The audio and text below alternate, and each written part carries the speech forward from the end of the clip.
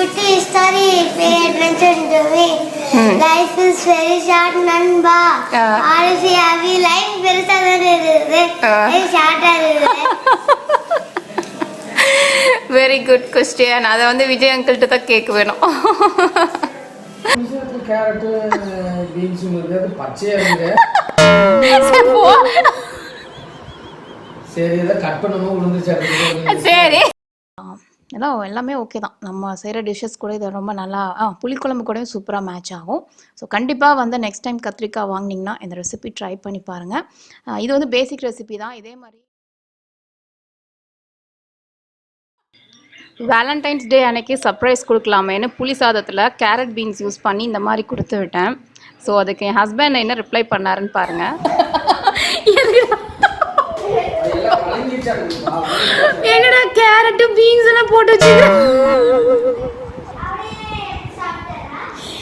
ஆக்சுவலாக கல்யாணம் ஆகி ஃபர்ஸ்ட் வேலண்டைன்ஸ் டே அப்போ கரெக்டாக தான் அப்பா எடுத்து சொன்னார்.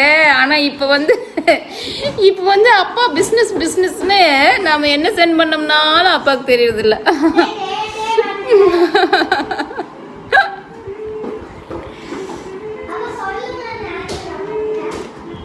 பின்ன அப்புறம் புளி சாதத்தில் இருந்துச்சுல என்ன நினைச்சீங்க? பச்சையா இருக்கு. சரி இதை கட் பண்ணணும் உளுந்துச்சு. சரி அட ஷேப்பு ஹார்ட்டின் ஷேப்பு யூ ஷேப்லலாம் இருந்துச்சுல அது கூட நீங்க பார்க்கல. நான் அப்படியே கேரட் வந்து பீன்ஸ் மட்டும் தான். என்னடா பீன்ஸ் மட்டும் புளி பிரியாணி இல்ல புதுசா யோசிச்சே இருந்தேன். ஏங்க ஏன் விகாஷ்னி அப்பா என்னமோ புளி பிரியாணி ஆட்டக்குதுல ஃபோன் பண்ணி அப்படியாவது கேட்டிருக்கலாம்ல அட்லீஸ்ட். இது என்ன புளி சாதத்துலேயே பிரியாணி. மித்தூன் வேதனை வெட்கம்டா டே. அந்த ரெண்டு கேரட்டுமே உள்ள இருந்து தான் வந்தது. மணி வர நீ கேரட்டுங்க. அது என்னோட ஆர்ட்டுங்க கேரட். அம்மாவோட ஹார்ட்டே மேட் ஆஃப் கேரட். வேலண்டைன்ஸ் டே அன்னைக்கு சர்ப்ரைஸ் கொடுக்கலான்னு நினச்சி அது ஃபன்னியாக முடிஞ்சிருச்சுங்க. ஸோ உங்கள் ஹஸ்பண்ட் இந்த மாதிரி பதில் சொல்லியிருந்தா நீங்கள் என்ன பண்ணியிருப்பீங்க கீழே கமெண்ட் பண்ணுங்கள். எனக்கு வந்து கண்ணில் தண்ணி வர அளவுக்கு சிரிப்பே தாங்க முடியல அவர் சொல்கிறத கேட்டப்போ. லாக் பண்ண சொன்னா ஏன்டா இப்படி பண்ற? சரி மித்துன் அம்மா ஓகே. மித்துன் வந்து பார்த்தீங்கன்னா நியர்லி அரௌண்ட் ஒரு 10ல இருந்து 12 வேர்ட்ஸ் பேசும். ஸோ நான் இப்போ ஒன்று சொல்லித்தரேன். ஓகே சுவிச் சொல்லு மித்து. சுச்சி இல்லை சுவிச். சரி கேக் கேக். பூ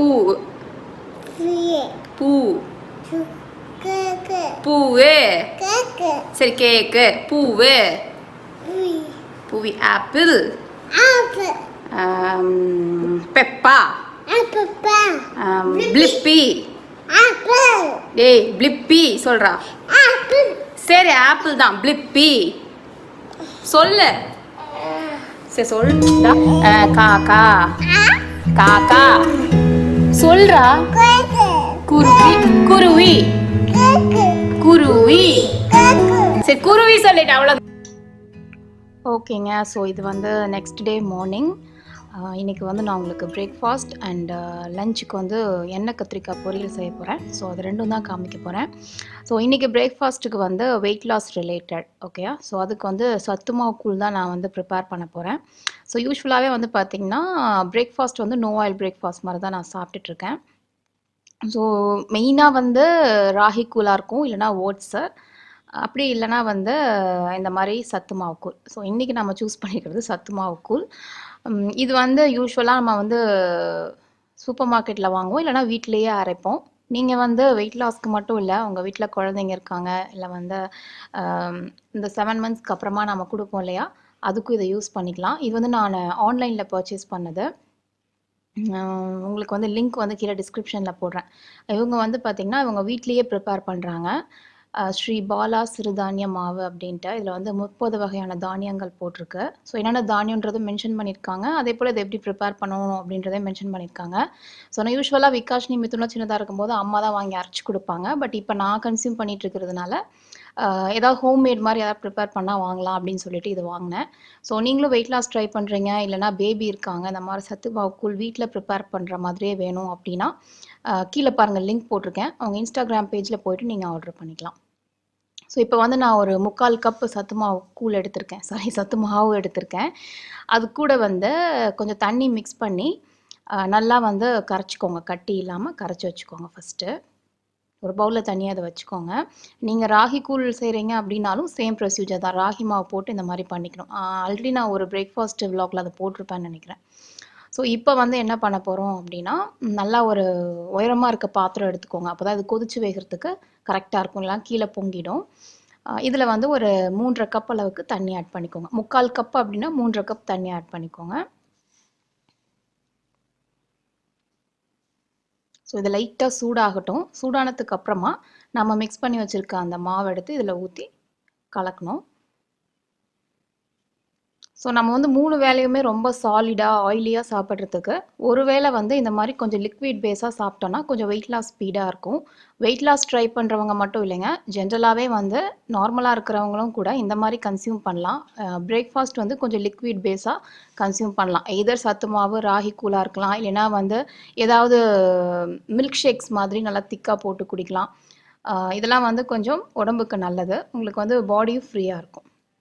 ஸோ அந்த மாவு எல்லாத்தையுமே ஊற்றி மிக்ஸ் பண்ணி விட்டுட்டேன். மிக்ஸ் பண்ணி லைட்டாக கொதி வர வரைக்கும் நீங்கள் வந்து மிக்ஸ் பண்ணிகிட்டே இருங்க, இல்லைனா கட்டி பிடிச்சிரும். லைட்டாக கொதிக்க ஆரம்பிச்சதுமே வந்து உங்களுக்கு தெரியும், பார்த்தீங்கன்னா அந்த கன்சிஸ்டன்சி ரொம்ப திக்காக இருக்கக்கூடாது, லைட்டாக கொஞ்சம் அந்த தோசை மாவு கன்சிஸ்டன்சி இருக்கணும். ஸோ அதுக்கப்புறமா வந்து நான் கொஞ்சம் உப்பு ஆட் பண்ணுறேன். ஸோ இதை பொறுத்த வரைக்கும் 2 ஆப்ஷன் இருக்குது. சிலர் வந்து சர்க்கரை ஆட் பண்ணி பால் ஊற்றிப்பாங்க, சிலர் வந்து உப்பு போட்டு தயிர் ஆட் பண்ணிப்பாங்க. ஸோ நான் வந்து தயிர் உப்பு ஆட் பண்ணி குடிப்பேன். பட் குழந்தைங்களுக்கு அப்படின்னா நீங்கள் வந்து நாட்டு சர்க்கரை போட்டுட்டு பால் ஊற்றிக்கோங்க, அதான் பெஸ்ட்டு. இது நான் லைட்டாக கொதிக்க ஆரம்பிச்சிருச்சு. நான் வந்து வேறு அடுப்பில் வச்சுட்டு கொஞ்சம் அடுப்பை வந்து சிம்மில் வச்சிடுறேன். ஒரு 2 நிமிஷம் கொதிச்சதுன்னா அவ்வளோதாங்க, அந்த பிரேக்ஃபாஸ்ட் வந்து ரெடி ஆகிடும். இது கூடவே நீங்கள் ஏதாவது ஒரு ஃப்ரூட் சலாட்ஸ் எடுத்துக்கலாம், இல்லைனா இதை வந்து மார்னிங் பிரேக்ஃபாஸ்ட் குடிச்சிட்டு 11 o'clock ஸ்நாக்குக்கு வந்து நீங்கள் ஃப்ரூட் சலாட்ஸ் மாதிரி சாப்பிட்டுக்கலாம்.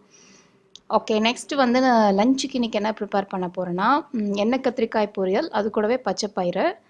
அது வந்து கடையல் மாதிரி ஃபஸ்ட்டே செஞ்சுட்டேன், அது பேசிக்கான ரெசிபி எல்லாத்துக்கும் தெரியும் இல்லையா. எண்ணெய் கத்திரிக்காய் பொரியல் வந்து நிறையா பேர்த்துக்கு தெரியாமல் இருக்கலாம், இது வரைக்கும் நான் போஸ்ட் பண்ணதே கிடையாது என் சேனலில். ஸோ அதனால் அதை இன்றைக்கி உங்களுக்கு செஞ்சு காமிக்கிறேன். ஃபஸ்ட்டு வந்து ஒரு பேனில் ஒரு 1.5 டேபிள் ஸ்பூன் எண்ணெய் ஊற்றிக்கோங்க. நீங்கள் நான்ஸ்டிக் யூஸ் பண்ணுறீங்கன்னா 1 டேபிள் ஸ்பூன் போதும். சப்போஸ் அலுமினியம் யூஸ் பண்ணுறீங்க, இரும்பு அப்படின்னா உங்களுக்கு வந்து லைக் ஒரு 2 டேபிள் ஸ்பூன் எண்ணெய் தேவைப்படும். ஸோ அந்த அடுப்பில் வந்து நான் விகாஷ்னிக்கு அப்படியே பிரேக்ஃபாஸ்ட் ப்ரிப்பேர் பண்ண போகிறேன், அதனால தான் தவா வச்சுருக்கேன். எனிவேஸ் எண்ணெய் சூடானதுக்கு அப்புறமா கொஞ்சம் கடுகு, கடலைப்பருப்பு, அப்புறமா அந்த 2 வரமிளகா, கொஞ்சம் கருவேப்பிலெல்லாம் போட்டுக்கோங்க. இதில் வந்து நல்லா வந்து பொரிஞ்சு வாசனை வரும் இல்லையா, அதுக்கப்புறமா வெங்காயம் ஆட் பண்ணிக்கலாம். வெங்காயம் வந்து நீளமாக கட் பண்ணிக்கோங்க, ஏன்னா நம்ம கத்திரிக்காய் அந்த மாதிரி தான் கட் பண்ணுறோம். ஸோ அதே ஷேப்பில் இதுவும் இருந்தால் தான் நல்லாயிருக்கும்.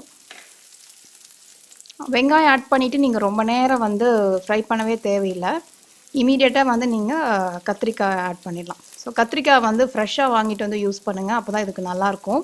ரொம்ப நாள் ஃப்ரிட்ஜில் வச்சுருந்து லைட்டாக கருத்துரும் இல்லையா, அந்த மாதிரி யூஸ் பண்ண வேணாம். வாங்கிட்டு வந்து ஒரு 2 நாளுக்குள்ளே இந்த ரெசிபி ட்ரை பண்ணிக்கோங்க. அதே போல் நீளமாக கட் பண்ணிக்கோங்க, கொஞ்சம் தின்னாக இருக்கணும், ரொம்ப திக்காக கட் பண்ண வேண்டாம். கொஞ்சம் தின்னாக கட் பண்ணிங்கன்னா உங்களுக்கு குயிக்காக குக் ஆகிடும். அதே போல் தண்ணிக்குள்ளே போட்டுட்டு வடித்து எடுங்க, தண்ணி இருக்கவே கூடாது, சுத்தமாக தண்ணி வடித்து அப்புறமா தான் எடுத்து போடணும். ஏன்னா இது எண்ணெய் கத்திரிக்காய் பொரியல், நம்ம வந்து எண்ணெயிலேயே ஃபுல்லாக வந்து இதை குக் பண்ண போகிறோம். நிறைய எண்ணெய் ஊற்றில, அந்த 1 டேபிள் ஸ்பூன் எண்ணெயே தான், பட் சிம்மில் வச்சு ஸ்லோ குக் மாதிரி ரொம்ப நேரம் அப்படியே ஸ்லோ ஃப்ரை பண்ண போகிறோம். ஸோ தட் வந்து அது பர்ஃபெக்டாக குக் ஆகிடும். ஸோ தண்ணி இதில் ஆட் பண்ணக்கூடாது, அதே போல் எந்த மசாலா தூளும் தேவையில்லை, மஞ்சள் தூள் மட்டும் கொஞ்சம் போட்டுருங்க.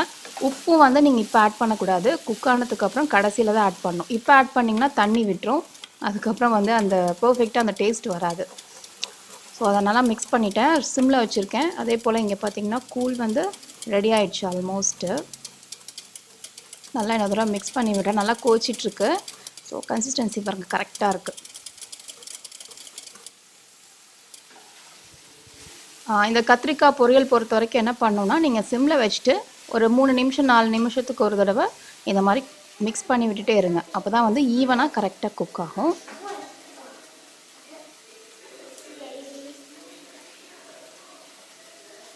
அடுத்தது வந்து விகாஷ்னி ரெடியாகி வந்தாச்சு. அவளுக்கு வந்து ராகிலேயே ரவா தோசை மாதிரி ப்ரிப்பேர் பண்ணுறேன். ஆனியன் ரவா தோசை, ஆனால் ராகி மாவில். இந்த ரெசிபி ஆல்ரெடி நான் ஒரு டின்னர் விலாகில் போட்டிருப்பேன்னு நினைக்கிறேன். நான் செக் பண்ணிவிட்டு உங்களுக்கு அந்த லிங்க் வேணால் கீழே டிஸ்கிரிப்ஷனில் கொடுக்குறேன். ஸோ வந்து சூப்பரான ஒரு பிரேக்ஃபாஸ்ட்டு. நிறைய ஆனியன்லாம் போட்டு ப்ரிப்பேர் பண்ணிட்டிங்கன்னா நல்லாயிருக்கும்.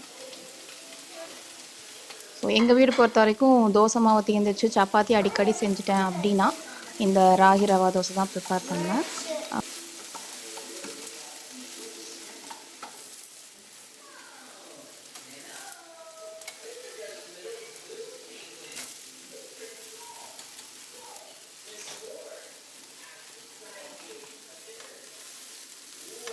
ஸோ நெக்ஸ்ட் டைம் திருப்பி போட்டு இன்னும் கொஞ்சம் நேரம் அப்படியே குக் பண்ணால் முடிஞ்சுது.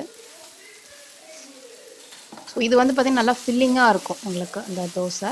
மார்னிங்க்கு வந்து பிரேக்ஃபாஸ்ட்டுக்கு ரொம்ப நல்லாயிருக்கும். ஸோ எங்களுக்கு வந்து கூலு, விகாஷ்னிக்கு இது இருக்குது. மித்துன் தெரியலை, அவன் இதை சாப்பிட மாட்டான்னு நினைக்கிறேன். ஸோ மேபி அவனுக்கு சாப்பாடு தான் மார்னிங் ஊட்டி விடுவேன். ஸோ சூப்பராக வந்து ரவா தோசை, அதாவது ராகி ரவா தோசை ரெடி. இது கூட வந்து புதினா சட்னி வச்சுருக்கேன். ஸோ இது வந்து ஆக்சுவலாக நேற்று நைட்டு ப்ரிப்பேர் பண்ணது. நான் வந்து யூஸ்வலாகவே இது கொஞ்சம் எக்ஸ்ட்ரா செஞ்சுருவேன். விகாஷ்னிக்கு வந்து அந்த புதினா சட்னி கொத்தமல்லி சட்னிலாம் ரொம்ப பிடிக்கும். அதனால் கொஞ்சம் எக்ஸ்ட்ரா ப்ரிப்பேர் பண்ணிடுவேன். ஸோ தட் வந்து மார்னிங் சாப்பிட்டுக்கலாம் அப்படின்ட்டு.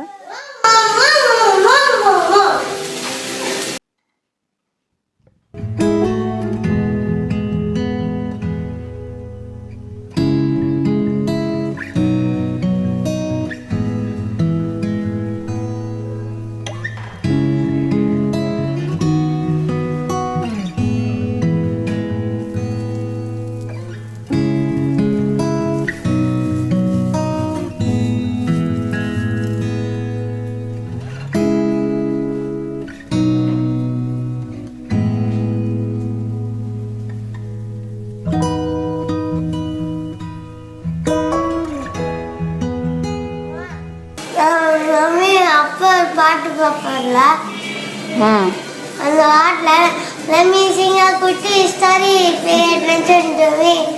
Life is very short நண்பா. ஆல்ரெடி ஹேவி லைஃப் பெருசாக தானே இருக்குது, ஷார்ட்டாக இருக்குது. Very good question. அதை வந்து விஜய் அங்கிள்கிட்ட தான் கேட்க வேணும். கிட்ஸுக்கெல்லாம் லைஃப் ரொம்ப பெருசாக தான் தெரியும். எங்களுக்கெல்லாம் தான் லைஃப் வந்து ரொம்ப ஷார்ட்டாக இருக்கும். லைஃப் ரொம்ப லாங் தானா, ஷார்ட் இல்லையா? அப்படின்னா மாற்ற சொல்லிடலாம். லைஃப் இஸ் வெரி லாங் நண்பா. ஸோ அப்படி சொல்லணுமா? ஐயோ, very good very good very good. Sir நல்லா இருக்கா ராகி தோசை? விகாஷ்னி வந்து நான் ஃபஸ்ட்டு ராகி தோசை ப்ரிப்பேர் பண்ணுறேன்னு சொல்லும்போது வேண்டாம் அப்படின்னு சொன்னான். பட் வந்து இப்போ வந்து பார்த்தீங்கன்னா நீ ஒரு வாய் சாப்பிட்டு பாரு, உனக்கு ஓகேனா சாப்பிடு அப்படின்னு சொன்னேன். ஸோ இப்போ வந்து சாப்பிட்டு பார்த்துட்டு பிடிச்சிருக்கா இல்லையா? ஸோ அவளுக்கு வந்து பிடிச்சிருக்காமா, அதனால she is eating. So okay.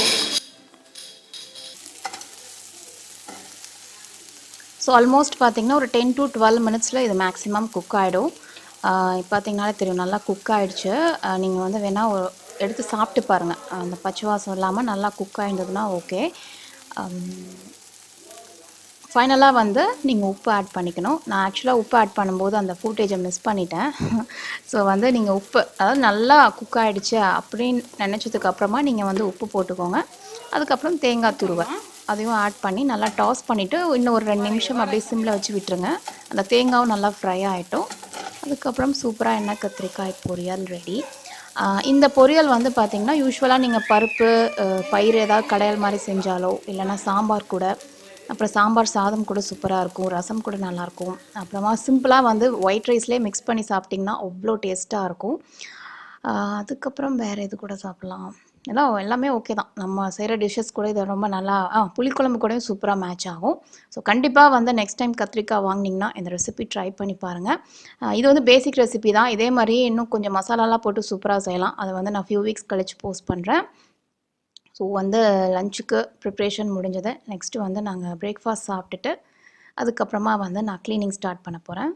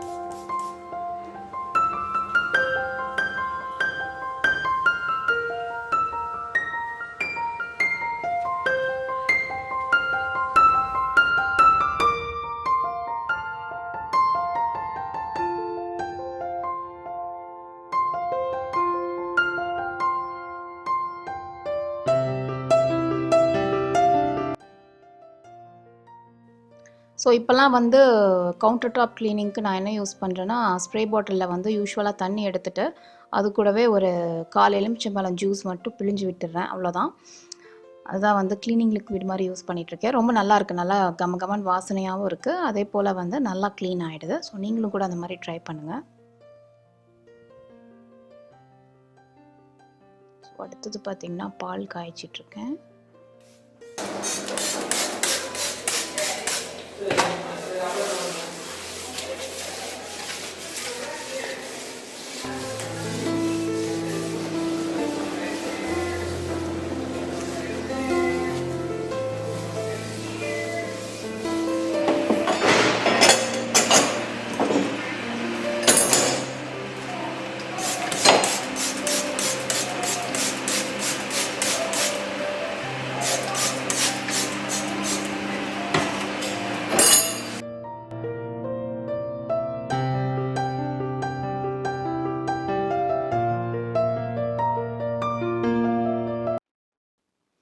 So பால் காய வச்சுட்டு அடுத்தது கவுண்டர் டாப் க்ளீனிங்.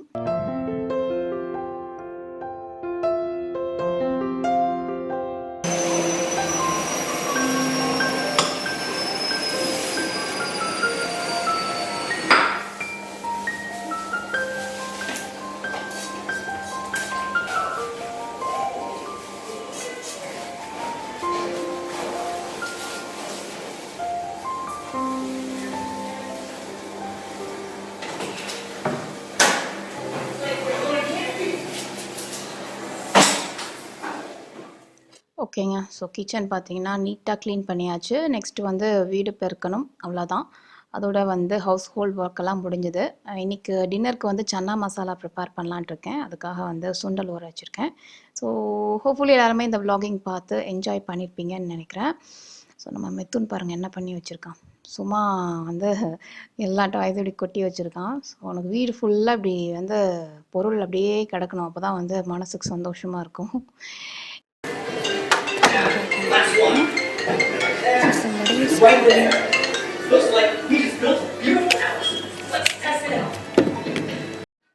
எனிவேஸ் இன்னொரு இன்ட்ரெஸ்டிங்கான சூப்பரான வ்ளாகிங்கோட உங்களை சீக்கிரமாக சந்திக்கிறேன். பாய்.